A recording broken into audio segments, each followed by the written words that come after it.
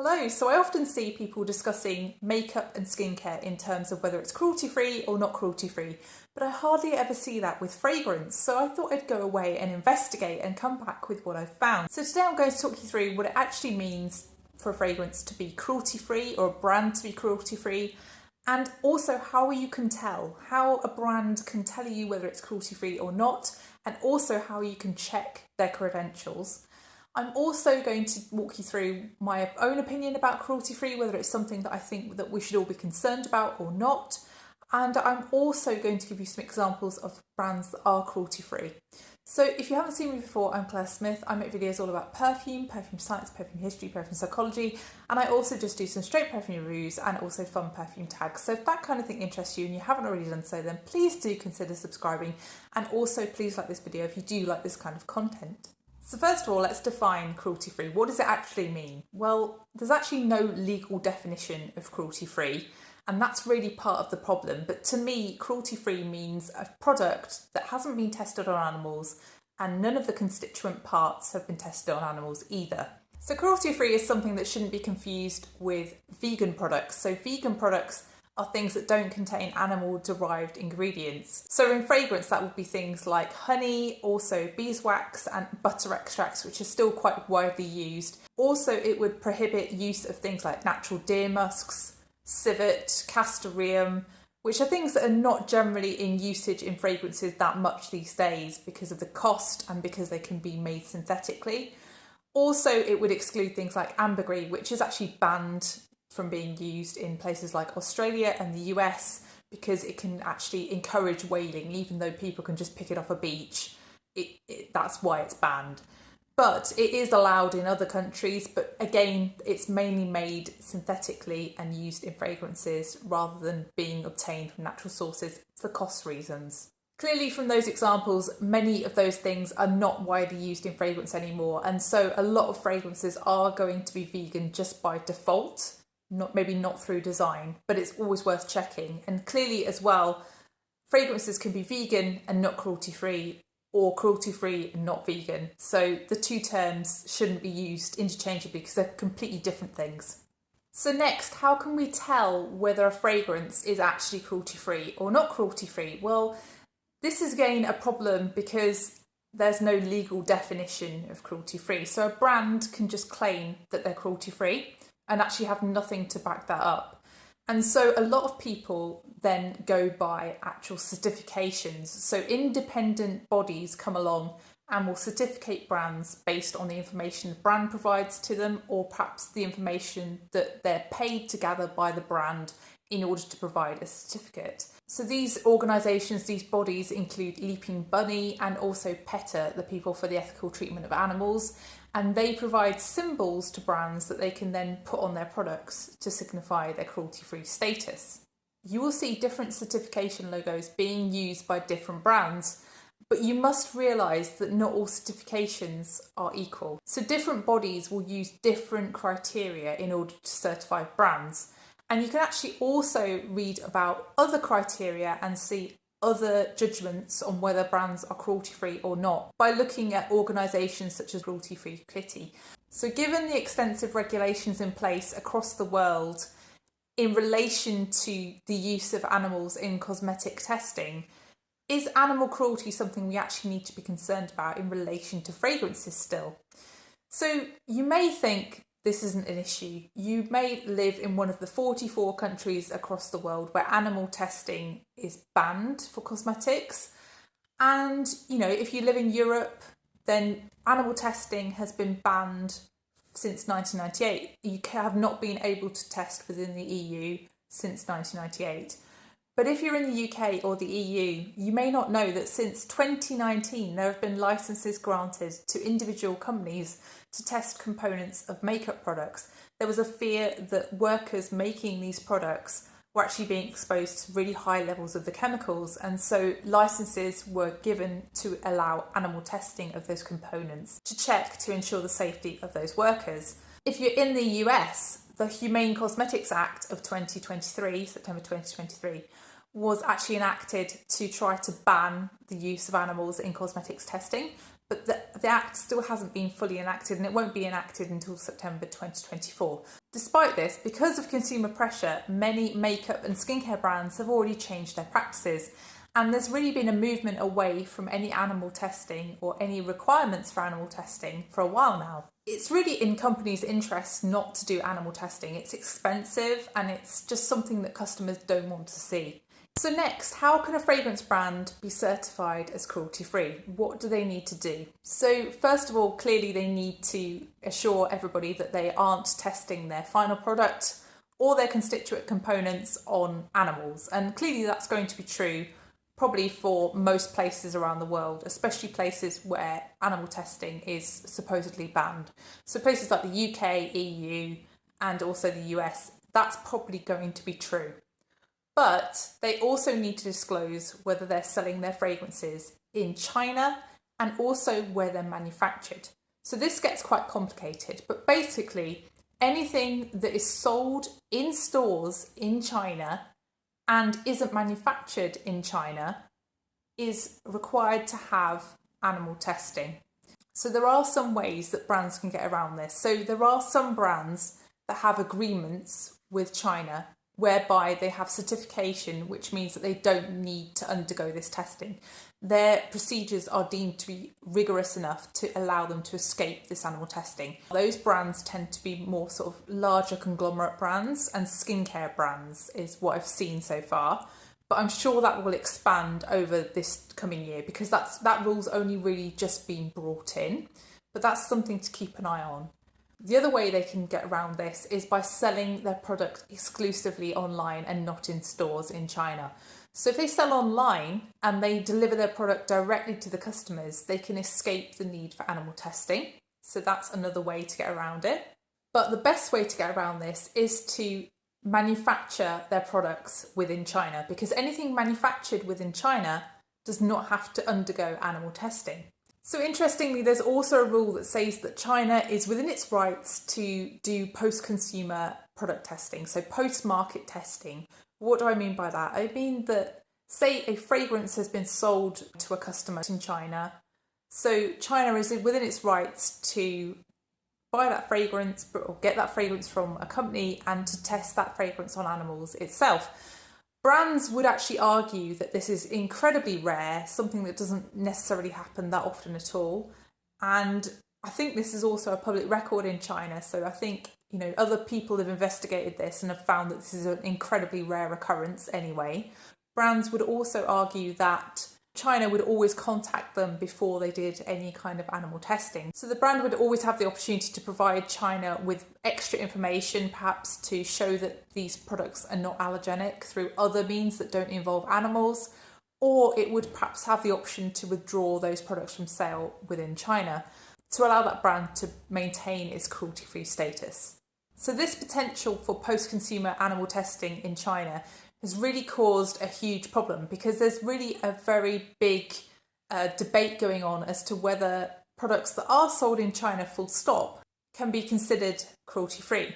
And I think this is something that individuals just need to decide. They need to decide which side of this they come down on. And I don't think there's really a right or a wrong answer here. I think a really great example of this kind of issue is a brand like Penhaligon's. Penhaligon's claim that their fragrances are cruelty-free.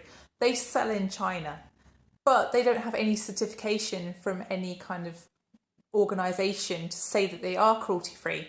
And I assume this is because they could be subject to post-consumer testing because they probably don't manufacture their products from within China. And I guess that's probably why. I think this is something that the consumer just ends up guessing about because brands don't explicitly say on their website, yes, we sell in China, but we don't manufacture there. Or yes, we sell in China, but we do manufacture there. And that's how we get around this problem. Or yes, we do sell in China, but we only sell online. I think this is something that brands really need to work on. And I think that brands should really provide that kind of information to customers so they can make informed choices if they do really care about fragrances being cruelty-free or not cruelty-free. I think this problem of post-consumer testing in China has really created a split in which side of this argument people come down on. So some people would say that anything sold in China is not cruelty-free because of this issue with post-consumer testing. But others would say if you get around the mandatory testing by manufacturing in China or by selling only online or by having some kind of agreement in place, then perhaps you can be cruelty free. And actually, this is not something to be concerned about. But I think, this is causing a lot of disagreements about what is cruelty free and what isn't cruelty free. I think it's also really important to say that Penhaligon's are owned by a conglomerate. They're owned by Pudge. And that's something that is also something that people need to look at when they're considering whether brands are cruelty-free or not cruelty-free. And again, can also provoke some debate.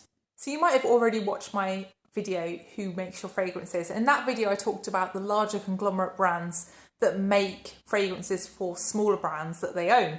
So one of those brands, one of those conglomerate brands, as I've already discussed, is called Pudge, and they own brands such as Paco Rabanne, also Charlotte Tilbury, and also Penhaligon's. So whilst Penhaligon's don't have any certification, as far as I'm understanding, from those bodies, Charlotte Tilbury does. Charlotte Tilbury has certification from Leaping Bunny. So this is really up to the individual, isn't it? So you could decide that you want to support Charlotte Tilbury because they are certified, and that might send a message to the conglomerate brand, if Charlotte Tilbury do particularly well for them, that something like a certification and a declaration of being cruelty-free is really important to consumers. Or you might actually think that by supporting Charlotte Tilbury, you're supporting Pudge, and therefore that's something that you don't want to do. You might want to boycott Charlotte Tilbury. It's really a very individual decision, and there's no right answer here. So what's my view on cruelty-free, and do I think it's something of concern with fragrances? Well, I think that actually the legislation has gone a long way in most countries towards making cruelty-free fragrances just something that is going to exist anyway. But I do agree that selling in China can be a concern for people, and I just don't really see why fragrances would ever be tested on animals. I just think that there are ways of testing fragrances that are probably going to give more informative outcomes than testing them on animals. So personally, I'm not cruelty-free in my fragrance choices. I do have non-cruelty-free options, but I do also have some cruelty-free fragrances. I think that's quite ironic given that I'm pretty much 100% cruelty-free when it comes to makeup and skincare, and I'm not really sure where that choice has come from or whether it really was an active choice or whether I've even thought about it fully, really. I must say that when I review fragrances, I do tend to notice whether they have cruelty-free certification. I always tend to mention that in my videos. I also think that I've learned a lot about cruelty-free brands and also about vegan fragrance from following Maddie on Instagram. So Maddie is at Vegan Perfume Girl on Instagram, and I've actually met Maddie in real life as well. She's very nice.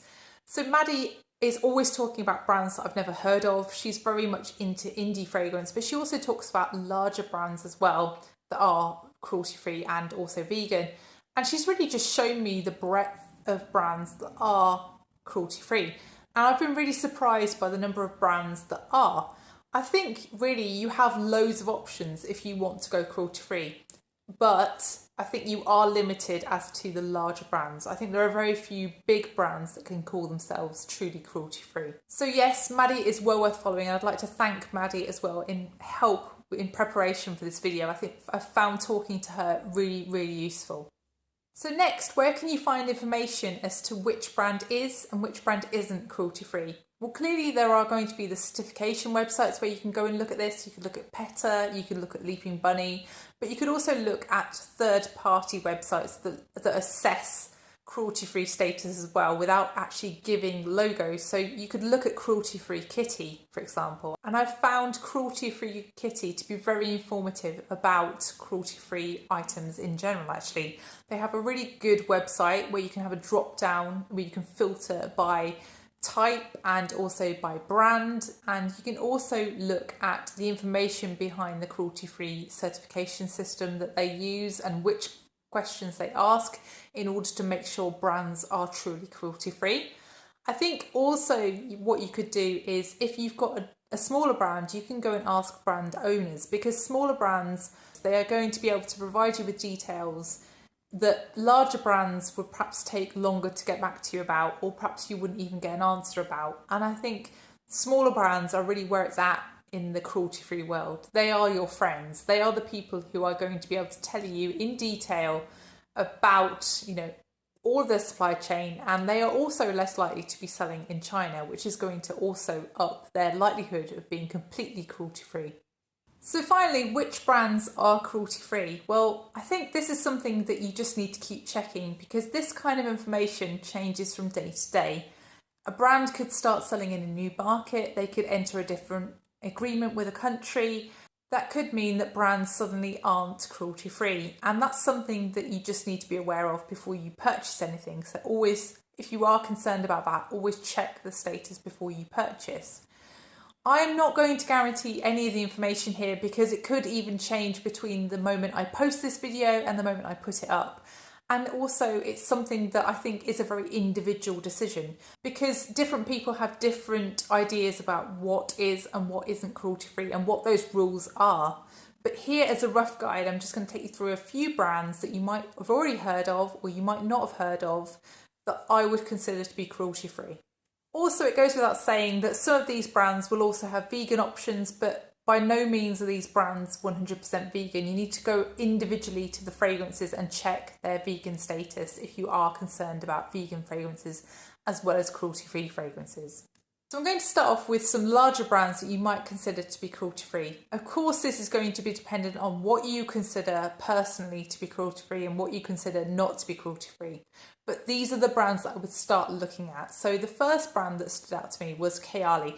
Clearly sell in China, but they sell online and direct to customers, and that's how they get around the mandatory testing. So Clearly could be a great brand to check out, and they also have some vegan options, but not all of their fragrances are vegan.